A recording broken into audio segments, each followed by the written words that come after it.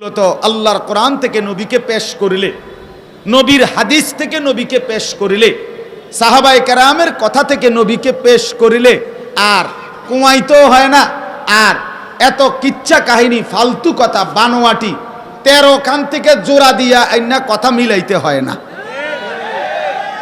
মূলত সরাসরি আল্লাহর কোরআন থেকে রসুলকে পেশ করেন, সরাসরি রসুল্লাহ সাল্লাল্লাহু আলাইহি সাল্লামের জবান থেকে উচ্চারিত তার বর্ণনা থেকে নবীকে পেশ করেন, সাহাবায়ে কেরামের কওল থেকে নবীকে পেশ করেন, তাইলে আর কোতাকুতি করতে হয় না। কথা বুঝছেন না? আর কমাইতে হয় না, এখানকার দলিল ওইখানে লাগাইতে হয় না, এখানকার কথা ওইখানে মিলাইতে হয় না।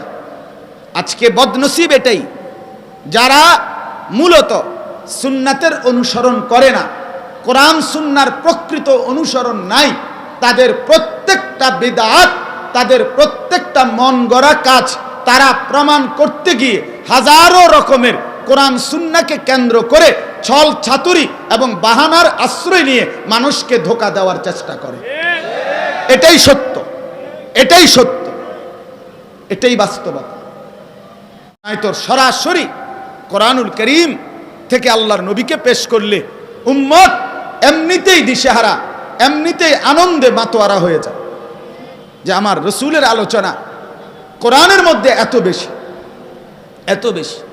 আল্লাহ তাআলা নবী সাল্লাল্লাহু আলাইহি সাল্লামকে বহুভাবে কোরআনুল কারীমে পেশ করেছেন, উপস্থাপন করেছেন, একটা একটা অঙ্গ ধরে ধরে বলছেন আলাম নাশরাহ লাকা সাদরাক, বন্ধু আপনার বুক, সাদরাক আল্লাযী আনকাদা যাহরাক, যাহরাকা আপনার পিঠ, কাদ নারা তাকাল্লুবা ওয়াজহিকা আপনার চেহারা, লা তামুদ্দান্না আইনাইকা আপনার দুই চোখ, এভাবে একটা একটা করে লা আমরুকা ইন্নাহুম লাফি সাকরাতিহিম ইয়ামাহুন আপনার পুরা হায়াত, আপনার পুরা জিন্দেগি আল্লাহ তাআলা বলে বন্ধু আপনার চোখ আমি বানিয়েছি, এবার আমি কোরআনে পেশ করছি।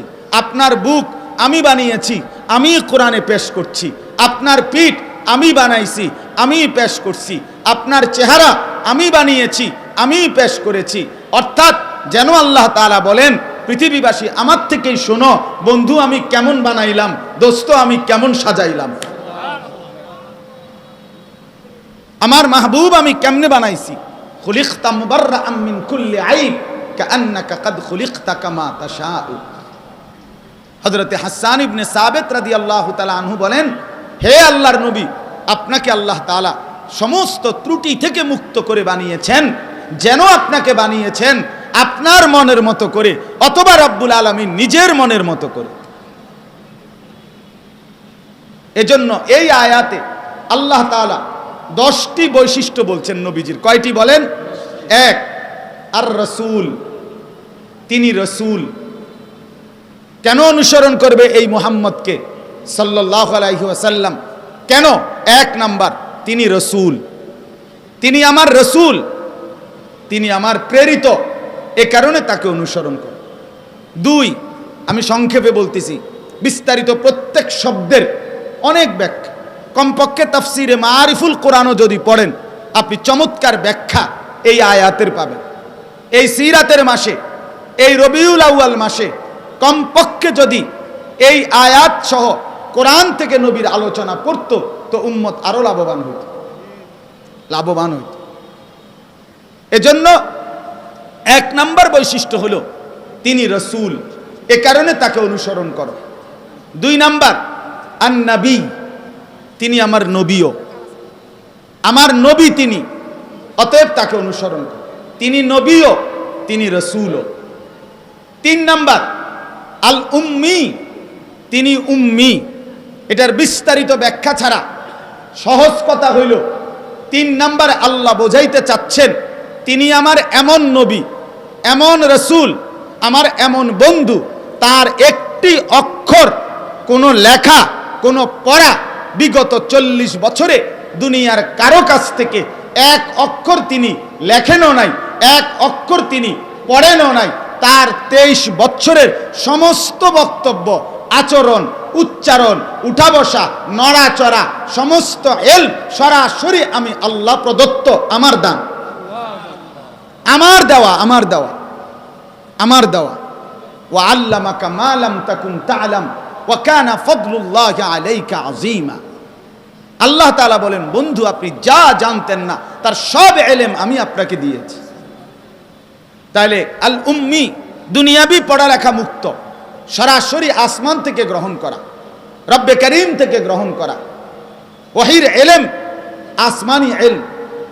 এই হলো 3 নাম্বার। 4 নাম্বার, আল্লাযী ইয়াজিদুনাহু মাকতুবান ইনদাহুম ফিত তাওরাতি ওয়াল ইনজিল। 4 নাম্বার হলো আল্লাহ তাআলা বলেন, আদম থেকে নিয়ে ঈসা নবী পর্যন্ত বিগত যত নবী, যত রাসূল, তাদের উপরে যত কিতাব ছোট কিংবা বড় নাজিল হয়েছে, যত ওহী নাজিল হয়েছে, আল্লাহ তাআলা বলেন পূর্বের সমস্ত কিতাবের মধ্যে আমি আল্লাহ আমার বন্ধুর বিস্তারিত আলোচনা উল্লেখ করেছি। বিশেষভাবে নাম বলছে 2টা কিতাব, তাওরাত এবং ইনজিল। কিন্তু তাফসীরের মধ্যে আছে তাওরাত এবং ইনজিল ছাড়াও আসমানি জবুর কিতাব এবং ছোট যেই কিতাব নবীদের কাছে আল্লাহ নাজিল করেছেন, সেগুলোর মধ্যেও আখিরি পয়গম্বর এই নবী সাল্লাল্লাহু আলাইহি সাল্লামের আলোচনা উল্লেখ আছে। তাফসীরে মাআরিফুল কোরআনে আছে, রাসূলুল্লাহ সাল্লাল্লাহু আলাইহি সাল্লামের ঘরে মদিনায় এক ইহুদি বালক কাজ করত, খাদেম ছিল কিছুদিন।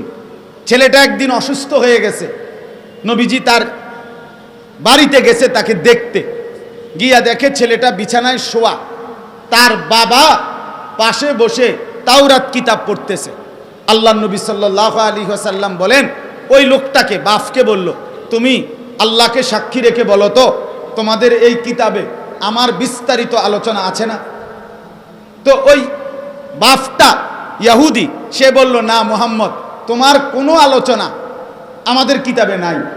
নাউযুবিল্লাহ।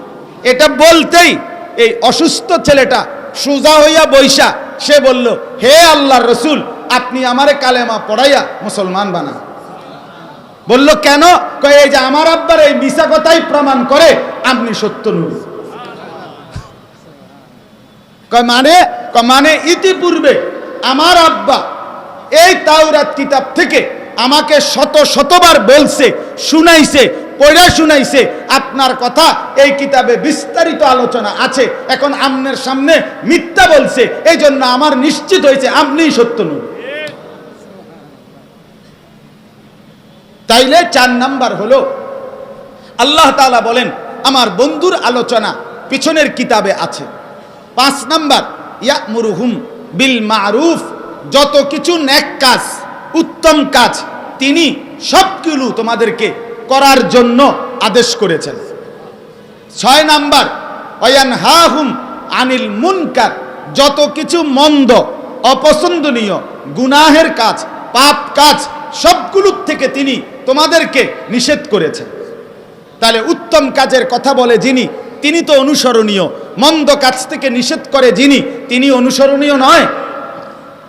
7 নাম্বার, ইউহিল্লু লাহুমুত তাইয়্যিবাত, যত কিছু পবিত্র বস্তু সমস্ত কিছু তিনি তোমাদের জন্য আমার পক্ষ থেকে হালাল করে দিয়েছেন।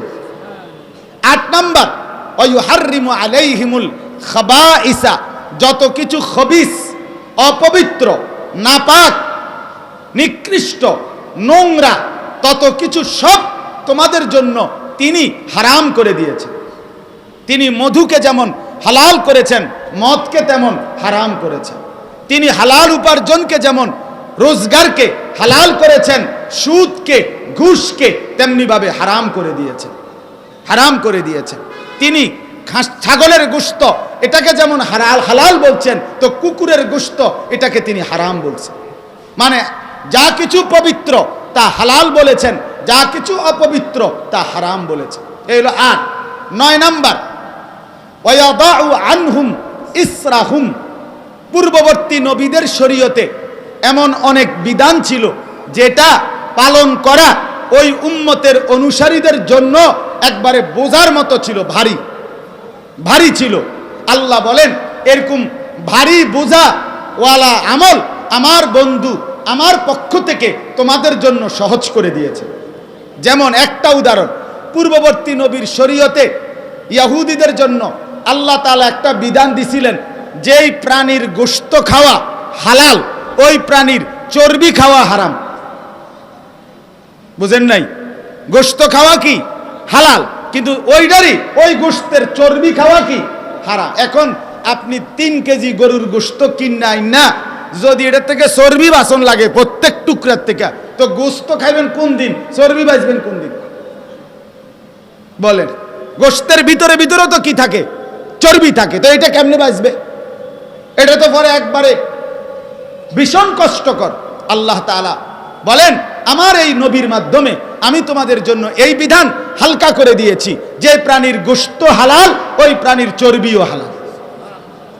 10 নাম্বার, ওয়াল আগলাল আল্লাতি কানাত আলাইহিম, পূর্ববর্তী নবীর শরীয়তে এমন বিধান ছিল যেটা একরকম পালন করা অসম্ভব ছিল। এরকম অসম্ভব কঠিন একেবারে শিকলের মতো বেরির মতো বিধানও আমি আমার বন্ধুর মাধ্যমে অপেক্ষাকৃত সহজ নতুন বিধান দিয়েছি। যেমন একটা উদাহরণ, পূর্ববর্তী নবীর শরীয়তে মুসা আলাইহিস সালামের অনুসারীদের জন্য নিয়ম ছিল, কাপড়ের মধ্যে যদি পেশাব পায়খানা সহ নাপাক লাগতো, তো এটা পাক করতে হইলে ওই জায়গাটা আগে কাইটা ফেলতে হইতো, কাপড়ের ওইটা আপনি ওইটাকে আগে কেচি দিয়ে কাইটা এদ্দুর কাপড় ফেলাই দিতে হবে, এরপরে ধুইতে হবে, তাহলে এরপরে এটার মধ্যে আপনি তালি লাগাইতে হবে, ঠিক না বলেন? এখন 6 মাস যদি এইভাবে কাটে আর তালি লাগায়, শেষে 60 কোন্ডা তালি কোন্ডা টোয়ে পাওয়া যাবে না। কথা বলেন না, খুঁজে পাওয়া যাবে কিছু আর? তো আল্লাহ তাআলা বলেন, এটা তো একরকম অসম্ভব ছিল, আমি আল্লাহ তোমাদের জন্য আমার বন্ধুর মাধ্যমে এটাকে অপেক্ষাকৃত সহজ বিধান, যে নাপাক হয়েছে তো 3 বার পবিত্র পানিতে বিসমিল্লাহর সাথে ধুয়ে নিলেই সেটা 100 ভাগ পবিত্র হয়ে গেল। এই কয়টা হইল? 10টা। তিনি রাসূল, তিনি নবী, তার কোনো অক্ষর জ্ঞান দুনিয়ার কারো কাছ থেকে নয়, আমার থেকে। তার আলোচনা পিছনের কিতাবে আছে। তিনি সমস্ত নেক কাজের আদেশ করেছেন, তিনি সমস্ত মন্দ কাজের নিষেধ করেছেন, তিনি সমস্ত পবিত্র বস্তু হালাল করেছেন, তিনি সমস্ত অপবিত্র বস্তু হারাম করেছেন, তিনি বুঝার মতো ভারী আমল তোমাদের জন্য হালকা করে দিয়েছেন, তিনি অসম্ভব কঠিন আমল তোমাদের জন্য অপেক্ষাকৃত সহজ বিধান দিয়েছেন। অতএব আল্লাহ বলেন, ফাল্লাযীনা আমানু বিহি, এবার 4টা কথা আল্লাহ বলছে, যারা আমার এই নবীর প্রতি ঈমান আনবে, ওয়া আযযারুহু, তাকে সম্মান ইজ্জত করবে, ওয়া নাসারুহু, তার দ্বীন সুন্নত অনুসরণের মাধ্যমে তাকে সাহায্য করবে। নবীকে সাহায্য করা মানে তার দ্বীন, তার সুন্নাত, তার 23 বছরের অনুসরণ, এটাকেই বলে রাসূলুল্লাহ সাল্লাল্লাহু আলাইহি সাল্লামের সাহায্য। তাফসীরে আছে